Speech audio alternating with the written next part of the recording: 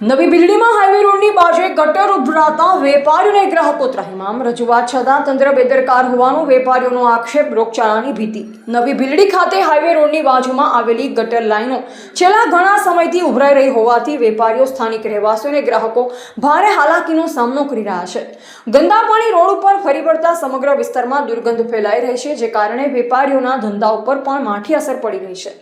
સ્થાનિક વેપારીઓના જણાવ્યા મુજબ આ અંગે ગ્રામ પંચાયત તેમજ નેશનલ હાઈવે ઓથોરિટી સમક્ષ અનેક વખત મૌખિક અને લેખિત રજૂઆત કરવામાં આવી હોવા છતાં આજ દિન સુધી કોઈ અસરકારક કાર્યવાહી કરવામાં આવી નથી. પરિણામે ગટરના ગંદા પાણી સતત રોડ પર વહી રહ્યા છે. વેપારીઓએ જણાવ્યું કે ગંદકી અને દુર્ગંધના કારણે ગ્રાહકો દુકાનો સુધી આવવાનું ટાળી રહ્યા છે, જે કારણે રોજગાર અને વેપારને સીધી અસર પહોંચી રહી છે. સાથે જ ગંદા પાણીના કારણે મચ્છરોનો ઉપદ્રવ વધ્યો હોવાથી ચોમાસાની ઋતુમાં રોગચાળો ફાટી નીકળવાની પણ ભીતિ સેવાઈ રહી છે. સ્થાનિકોએ સંબંધિત તંત્રને તાત્કાલિક ગટર સમસ્યાનું કાયમી નિરાકરણ લાવી વિસ્તારને સ્વચ્છ બનાવવાની માંગ કરી છે, જેથી વેપારીઓ, સ્થાનિકો અને વાહન ચાલકોને હાલાકીમાંથી રાહત મળી શકે. એવા જીગર ચાવડા, ભીલડી.